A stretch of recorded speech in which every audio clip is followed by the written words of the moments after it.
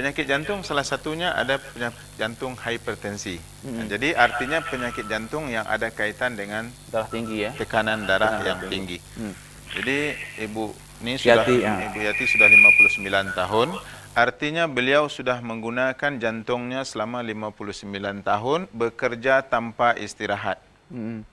Ada yang menyatakan bahwa jantung beristirahat ketika tidur. Sebenarnya dia tidak beristirahat, cuman beban kerjanya kurang. Dan yang pasti katanya yang jelas bahwa istirahatnya jantung tu dia katanya di antara 2 denyutan. Ini yang bisa boleh diterima lah gitu. Jadi ada juga waktu istirahatnya. Jadi Ibu Yati sudah menggunakan jantungnya selama 59 tahun untuk memompa. Jadi kalau dia katakanlah sekarang ni lelah, penat, itu sudah agak wajar diterima lah. Okay. Namun demikian, apa yang menyebabkan Ibu Yati sakit jantung ini? Disebabkan satu, adanya tekanan darah tinggi. Tekanan darah tinggi beliau bilang sudah lama, artinya mungkin sudah lebih 10 tahun. Kalau sudah lama, tidak sebutkan tahunnya, biasanya sudah lebih 10 tahun. Itu. Jadi sudah lebih 10 tahun, jantung terpaksa bekerja keras. Karena pada orang yang hipertensi, itu pembuluh darah ke otak itu sudah tersumbat. Dah mengecil. Sedangkan otak meminta juga oksigen yang cukup. Jadi jantung akan terpaksa pompa dengan kuat. Itu makanya gejala tadi pusing katanya kan. Pusing itu menandakan bahwa kekurangan oksigen di otak. Jadi permintaan ke otak banyak, sedangkan jalan darah ke otak tersumbat. Kecil, maka jantung terpaksa bekerja keras. Dia harus sampaikan juga darah sebanyak yang diminta oleh otak. Jadi dia terpaksa bekerja lebih kuat dari biasa dan lama-lama dia akan rasa capek. Itulah yang berlaku pada beliau ini. Dan penyebabnya sama, toksin juga. Jadi bagaimana cara pengobatannya? Ibu harus dibersihkan darah, harus dibekam. Jadi sekarang yang pasti bahwa apabila sudah ada sakit jantung, apabila sudah ada darah tinggi, itu sebenarnya fungsi ginjal sudah mulai menurun. Jadi pengobatan kita harus berawal dari membersihkan ginjal dulu. Itu dari dalam dan dari luar harus kita bekam. Jadi apa yang kita lakukan? Membuangkan toksin yang menyebabkan penyakit. Semakin banyak kita buangkan toksin, semakin sering ibu dibekam nanti, ada titik-titik tertentunya, maka semakin bersih darah, keluhan ibu dengan sendirinya akan dapat diatasi. Jadi caranya Bu, bagaimana caranya itu? Dulu saya pernah bawa alatnya ke sini. Saya ingat ibu terus saja datang ke klinik, bisa untuk melihat-lihat dulu pun enggak apa-apa. Bagaimana cara kita membekam? Kita menggunakan teknologi yang paling mutakhir. Artinya kita tidak pakai itu pompa tu, kita pakai biasanya mesin untuk ini. Dan kita tidak pakai pisau, kita gunakan jarum khusus untuk berbekam yang kita impor dari Korea. Dan juga pena khusus untuk melukakan. Jadi tidak ada bekas. Kita juga sering melakukan bekam untuk orang yang jerawat di muka. Kemarin juga dia mau masuk polisi, banyak jerawat di muka. Kita bersihkan jerawat itu dengan bekam sambil kita berikan obat. Jadi nanti muka itu akan licin dan insyaAllah penyakit-penyakit kulit, gatal-gatal juga boleh kita bekam dan keluarkan toksin, maka penyakit itu akan sembuh. Termasuk penyakit jantung ibu yang bertanya tadi. Iya, jadi Bu Yati, sudah jelas Bu ya, berarti bekam bisa mengatasi penyakit jantung dengan teknis yang aman gitu, yang dengan teknologi yang aman, bukan asal-asal bekam gitu ya Pak Haji ya. Tidak, karena memang banyak yang menakut orang bekam ini karena dibayangkannya itu ditoreh dengan pisau. Iya. Itu. Dan apa sih dari lagi? Ya, bisa dulu. Halo. Halo. Ya, dari siapa ini Bu? Halo, assalamualaikum. Waalaikumsalam warahmatullahi wabarakatuh. Dari siapa Bu? Dari Bu Roza. Bu Roza di mana? Di Arengka. Arengka. Silakan Bu Roza. Apa keluhannya Bu? Iya, ini kebetulan suami saya ini yang sakit. Gatal-gatal gitu, Pak Haji. Gatal-gatalnya di mana Bu? Ya, di kaki, di badan. Sudah berapa lama? Ya, baru 2 bulan inilah. Umurnya berapa sekarang Bu? 44 tahun. Penyakit lain ada nggak? Mungkin ada ini, perokok. Dia perokok berat. Perokok berat juga. Sudah berapa lama? Oh, sudah sejak muda dia, Pak. Jadi sudah diobati belum sembuh? Belum pernah lagi Pak Haji. Dibawa berobat nggak mau dia. Oh gitu. Iya. Jadi yang pertama sakit harus diobat. Karena yang paling tinggi nilainya di dalam hidup kita ialah kesehatan, Bu ya. Jadi mungkin Ibu harus tanamkan kepada bapa, anak-anak masih kecil, contohlah, atau bagaimanakah kehidupan kita harus diteruskan dalam keadaan sehat walafiat. Dan gatal-gatal itu tanda kepada toksin banyak dalam tubuh. Betul. Jadi Bu, keluarnya gatal ke kulit itu karena dia tidak bisa dibuangkan secara betul melalui kencing. Tidak bisa dikeluarkan melalui kencing dan juga mungkin melalui berak atau keringat. Maka dia akan dikeluarkan oleh tubuh kita secara dalam bentuk gatal-gatal ke kulit. Semakin banyak yang gatal itu biasanya semakin banyak yang keluar. Ini tindakan tubuh dan sebenarnya malah itu lebih baik daripada dia terkurung di dalam berterusan. Gitu ya. Tetapi yang penyakit ini sebenarnya tidak ada yang baik kan. Jadi kalau kita pilih antara dua tadi, ini harus dirawat dan kalau bagi kita rawatan yang pertamanya itu harus dibekam, Bu. Karena harus kita paksa toksin itu keluar dengan cepat. Itu simple saja. Bila toksin dah keluar, gatal disebabkan toksin yang menyebabkan gatal sudah keluar, dia akan sembuh. Iya. Itu. Jadi kita buangkan di tempat. Kalau dibuangkan dengan obat, itu obat mengambil secara perlahan-lahan toksin-toksin dibawa ke ginjal baru dibuangkan melalui kencing. Itu pun kalau aliran darah bersih baik, tapi biasanya yang gatal tu karena sudah aliran darah tu sudah tak bagus. Jadi kita padukan, obat kita berikan dan juga mungkin terapi perlu, kita melihat fungsi ginjal sudah bagaimana dan kita bekam di tempat yang gatal itu dan juga di tempat poin ginjal gitu. Iya, berapa lama kira-kira Pak Haji? Untuk sembuhnya, Bu, Ya. dia bergantung kepada bagaimana banyak toksin itu. Jadi ketika kita bekam tu baru kita bisa memberikan penilaian atau memberikan analisa anggaran berapa lama itu. Karena sekarang ni kan saya belum tahu.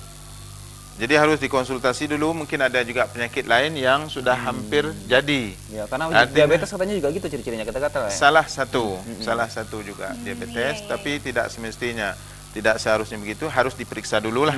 Ada yang gatal saja, ada juga yang disebabkan diabetes. Jadi baiknya Ibu datang bawa suami ke klinik, tanamkan kepada dia bahwa sehat ini penting gitu. Ya, prakteknya malam Pak Kita Haji. buka 9 pagi sampai jam 6 sore, Bu, kecuali jam 6 hari Jumat. sore. Iyalah, Pak Hari Haji. Minggu juga buka. Ya, Assalamualaikum. Waalaikumsalam warahmatullahi wabarakatuh. Sama juga dengan pertanyaan saya sebenarnya tadi sebelum kita dialog Ya. orang tua saya juga mengalami gatal-gatal seperti itu. Ada pasien saya dari Singapura, suaminya itu pilot, istrinya polisi di Singapura. Jadi dia sudah pergi hampir ke semua pakar kulit di Singapura, di Singapura untuk mengobat anaknya waktu itu 11 tahun yang sakit gatal-gatal seluruh tubuh. Jadi tidak sembuh-sembuh. Akhirnya dia dapat informasi bahwa saya di Kuala Lumpur mengadakan kursus bekam. Jadi datang dia untuk mengobat. Saya anjurkan karena dia tinggal di Singapura, bekam tu harus dilakukan tiap-tiap minggu begitu. Saya suruh dia ikut kursus bekam. Jadi ketika sudah 6 bulan perawatan dilakukannya, ketika saya tunjukkan bekam di sini buat begini buat begitu. Setelah 6 bulan perawatan itu sudah 70% sembuh gatal tadi. Padahal sebelumnya dah bertahun-tahun anak itu gatal-gatal tidak pernah sembuh. Sudah hampir semua sudah pergi hampir ke semua pakar kulit di Singapura. Tidak sembuh. Jadi ketika dibekam, maka setelah 6 bulan pembekaman dilakukan, anaknya itu sudah 70% sembuh. Iya. Nah, saya mau tanya juga nih, Pak Haji. Untuk kasus seperti anak tadi yang mungkin seluruh tubuhnya gatal-gatal, kira-kira dibekamnya di bagian mana? Apakah seluruh tubuhnya? Dia begini, ada kasus akut, ada kasus kronis. Iya, betul. Jadi pada kasus akut bisa di tempat yang sakit. Tapi pada penyembuhan untuk penyakit kronis dengan bekam itu harus yang pertama dikonsultasi secara betul, kemudian daripada hasil konsultasi baru kita bisa meletakkan titik bekamnya itu di mana. Gitu. Betul. Jadi tidak sembarangan dibekam gitu je, tidak sembuh dia nanti itu, tidak sembuh. Jadi harus kita konsultasi dulu apa penyebab, dari mana dan bagaimana perawatan tu. Daripada hasil konsultasi itu baru kita letakkan titik-titik bekam itu. Dan berapa lama di situ? Itu pun kita lihat, kita monitor lah tiap-tiap kali kita bekam gitu. Jadi prosesnya itu agak rumit. Jadi uh, Dan Kita ada jawab beberapa lagi kita terima dulu. Halo. Halo, Ya, assalamualaikum Bu. Waalaikumsalam. Dari siapa ini Bu? Dari Bu Onet, Bu? Ibu Oneta. Bu Oneta. Iya di Pak Jadi. Iya, silakan Bu. Ini Pak Haji, ini mau nanya Pak Haji. ya, Suami saya ini sakit, ada tumor di paru-parunya. tumor di paru-paru. Sudah Iya. berapa lama Bu? Udah baru 1 bulan nih dokter ketahuan. Sebulan. Tadi ketahuannya. Mhm. Kemudian menyarankan kemarin kemoterapi. Oke. Kita sudah kemo 2 kali nih Pak Haji. Mhm. Nah, jadi bagaimana nih Pak Haji, bisa nggak kalau kita dengan bekam seperti ini? Oke. Ya. Karena baru deteksi 2 bulan Bu. Jadi sebaiknya Ibu datang cepat ke klinik. Iya. Dan saya akan konsultasi Bapak lebih lanjut. Mungkin ada juga penyakit lain atau penyebab-penyebab tertentu. Dan daripada hasil itu mungkin itu harus digabungkan antara terapi, bekam dan juga dengan obat sekali. Jadi Ibu datang bawa suami terus ke klinik karena di hospital biasanya memang salah satu cara yang paling banyak dilakukan ialah kemoterapi. Tapi kebanyakan hasilnya juga dia begini Bu. Tujuan kemoterapi itu adalah untuk membunuh sel-sel kanker, yang ada di paru-paru. Tetapi masalahnya sekarang ni kemoterapi itu dia masuk melalui aliran darah ke seluruh tubuh. Jadi bukan ke paru-paru saja, malah nanti rambut juga bisa rontok keseluruhannya. Dan juga biasanya itu kalau diteruskan mungkin salah satu efeknya juga bisa tubuh lemah, kondisi akan down. Menurun, ya. Jadi Ibu coba datang dulu, saya tidak bisa memastikan karena saya harus konsultasi dulu. Iya. Dan paru-paru sebelah kiri atau kanan yang terlibat. Ada batuk nggak Bu? Enggak, dokter. Nggak ada. Badannya kurasakan kurus ke gemuk? Kurus dokter, sampai 20 kilo. Kurus turun maaf, susut. Haji, ya. Sejak kapan itu yang susut itu? Yang gimana Pak? Susut tu 20 kilo itu sudah berapa lama? Sejak sebulan yang lalu lah. Oh, okey. Bu datang cepatlah, bawalah ke klinik. Nanti Iya. saya konsultasi dulu. Mudah-mudahan ada jalan keluar yang terbaik untuk suami Ibu. Iya, terima kasih. Iya, Haji, jadi besok kami bisa datang ke situ. Ya, Pak. ya, baik. Iya. Iya, terima kasih Pak. Terima kasih Bu ya.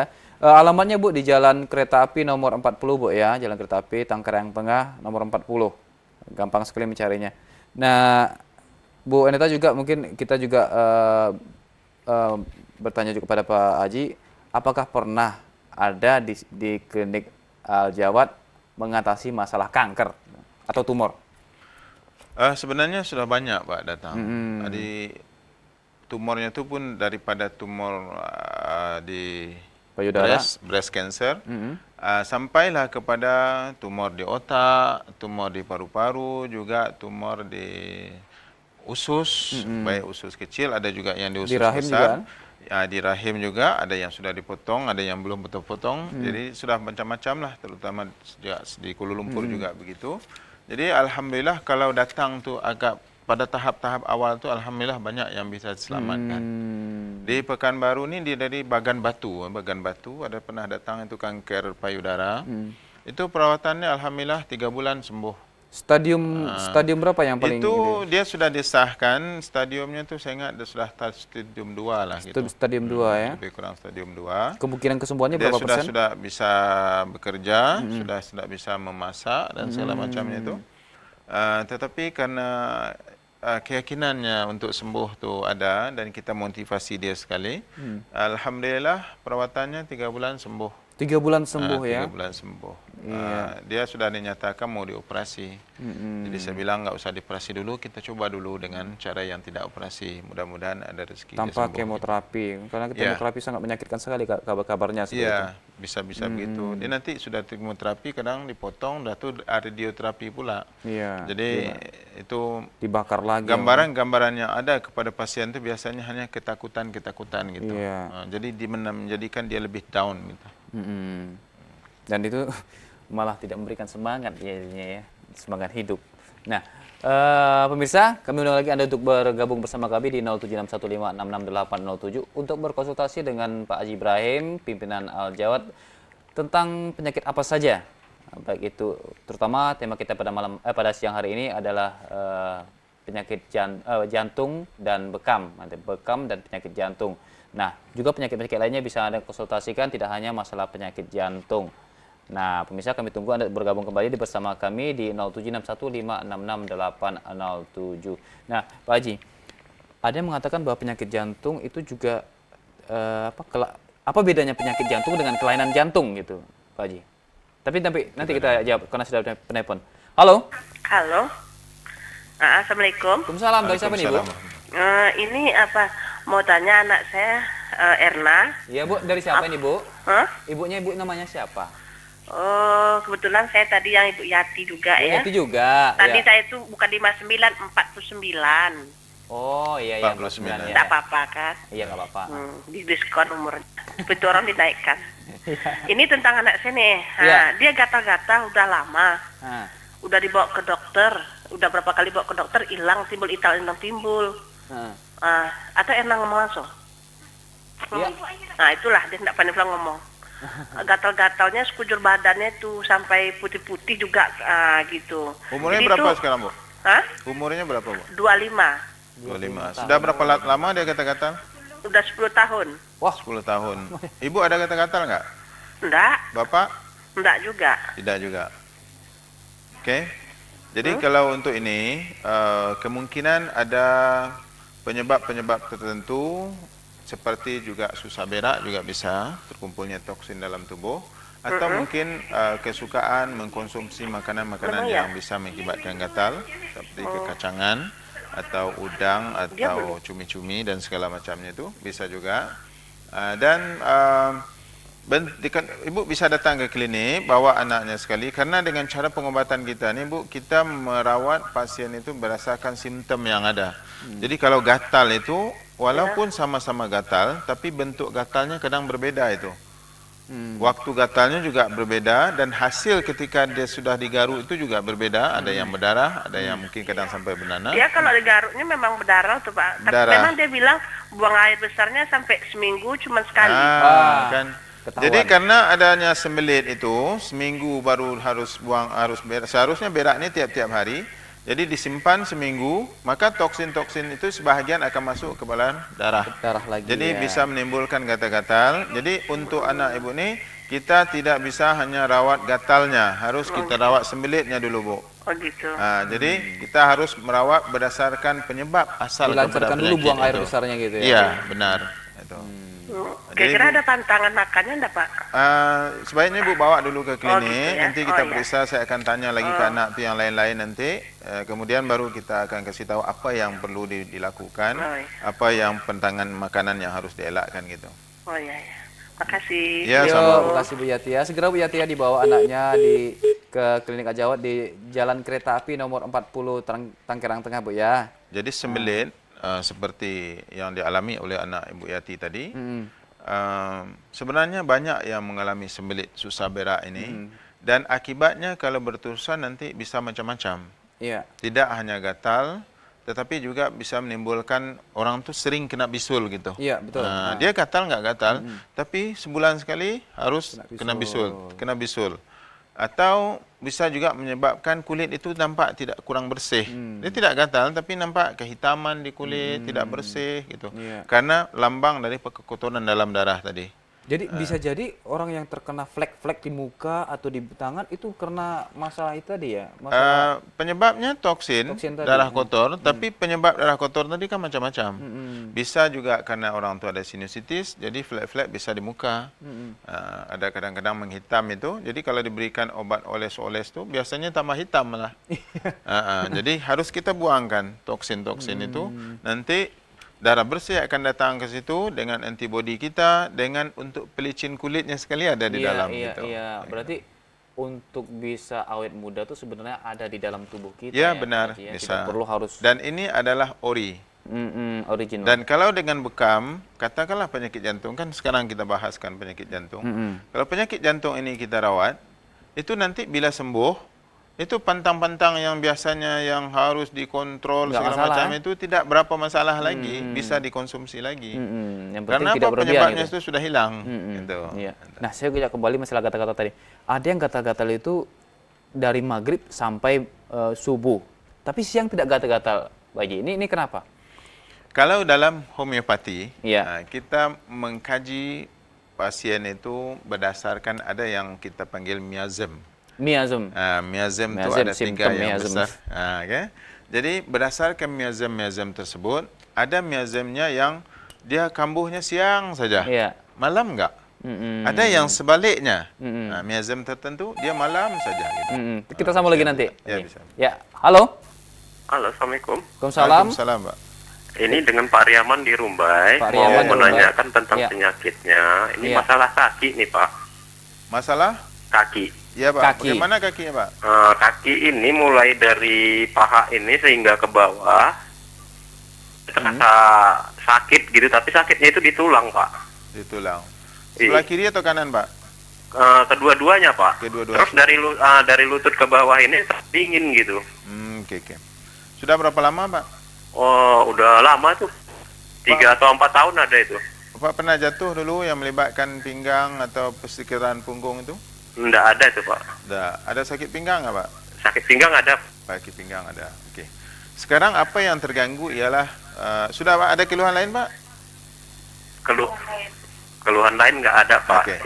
Napas, Pak. Napas agak sesak. Napas agak sesak. Jadi apa yang berlaku pada beliau, Bapak yang bertanya ini, beliau ada sakit pinggang. Jadi di pinggang itu kalau dengan bekam kita ada 2 tempat yang kita panggil balancing point. Balancing point itu artinya untuk menyeimbangkan aliran darah itu antara bahagian atas tubuh dan bahagian bawah. Titik keseimbangan. Ya, titik keseimbangan bahasa kitanya. Dan beliau mengeluhkan bahwa dari lutut ke bawah itu dingin. Itu karena aliran darah bersih yang ada oksigen itu sudah minim ke situ karena ada sumbutan di pinggang tadi. Jadi apabila sudah minim, yang memanaskan tubuh kita ini adalah oksigen. Darah yang bersih itu banyak di situ. Sekarang aliran darah Bapak ke kaki itu sudah kurang. Ini harus dirawat dan perawatannya kalau bagi saya itu harus bermula dari pinggang itu. Jadi walaupun kaki yang bermasalah, itu ada titik di pinggang yang harus dibekam untuk melepaskan sumbatan tadi. Oke. Jadi beliau juga ada sedikit sesak napas. Ini berkait juga dengan toksin tadilah. Jadi apabila toksin sudah banyak di kaki, aliran darah bersih sudah kurang, maka kaki itu akan dingin. Dan juga kalau di paru-paru banyak bisa sesak napas, dan juga kalau di jantung banyak juga bisa sesak napas. Jantung ya. Sesak napas juga. Jadi Bapak bisa datang terus ke klinik, kita lihat keadaannya bagaimana, kita konsultasi dulu.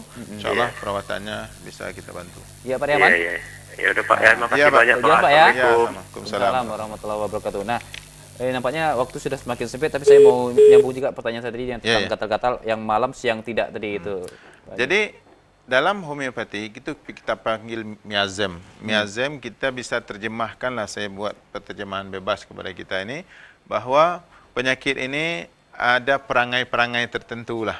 Ada yang sakit waktu matahari naik saja. Iya. Ada yang datang malam, pagi, sore sampai senja sampai ke pagi. Pagi besok. Bila pagi sampai sore seolah nggak ada ada sakit. apa-apa, ya. Jadi itu makanya saya bilang dengan homeopati kita merawat berdasarkan simptom-simptom. Jadi untuk yang malam saja ada simptom-simptom tertentu. Itu biasa kalau miasm itu miasmnya kita panggil miasm spilis. Spilis itu salah satu dari miasm gitu. Gitu. Kalau siang saja itu miasmnya kita panggil miasm lain juga, ada sora, ada psikotik, segala macam. Bagus-bagus juga namanya ya, Pak Ji. Ya. Tapi kalau diberikan nama kepada anak nggak bagus sih, Pak. Nanti miasm itu Zora. Sora kan bagus, tapi tidak bagus untuk nama anak ya, Pak Haji ya. Nah, Pak Haji, nampaknya kita sudah sampai kepada penghujung acara nih dan kita harus berpisah. Ada yang bisa sampaikan sebelum ditutup?